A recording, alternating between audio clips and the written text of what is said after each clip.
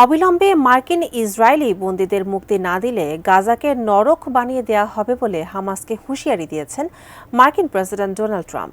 এদিকে গাজায় ইসরায়েলের অবরোধের ফলে উচ্চ মূল্য এবং খাদ্য ঘাটতি দেখা দেওয়ায় ক্ষুধার্ত হয়ে পড়ছেন গাজাবাসী।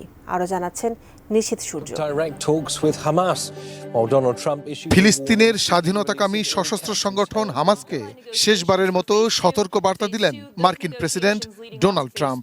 বুধবার সোশ্যাল পোস্টে তিনি জিম্মিদের দ্রুত মুক্তি না দিলে গাজাকে নরক বানিয়ে দেওয়া হবে বলে হুঁশিয়ার করে দেন। ট্রাম্প বলেন, তার কথা মতো না চললে কোনো হামাস সদস্যকে নিরাপদে থাকতে দেবেন না।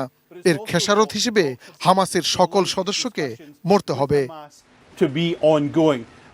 ফিলিস্তিনি জনগণের উদ্দেশ্যে মার্কিন প্রেসিডেন্ট বলেন, তাদের জন্য সুন্দর ভবিষ্যৎ অপেক্ষা করছে। যে কোনো একটি সিদ্ধান্ত গাজাবাসীকে বেছে নিতে হবে।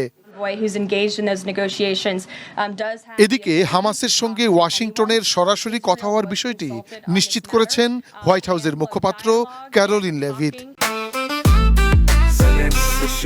জেনেক্সে শিফট করো, লাইফকে লিফট করো।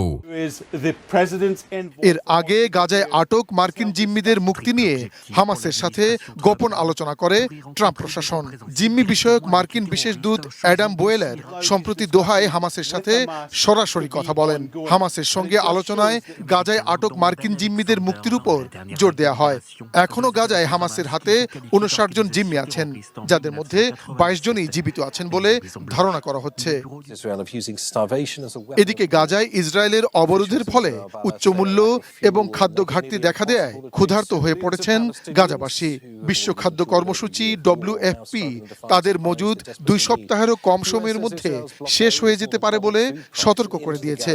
এমন অবস্থায় গাজায় ক্ষুধার্ত মানুষদের জন্য খাদ্যদ্রব্য, পানি এবং ঔষধ সরবরাহের জন্য ইসরায়েলকে আহ্বান জানিয়েছে ইউরোপীয় দেশগুলো।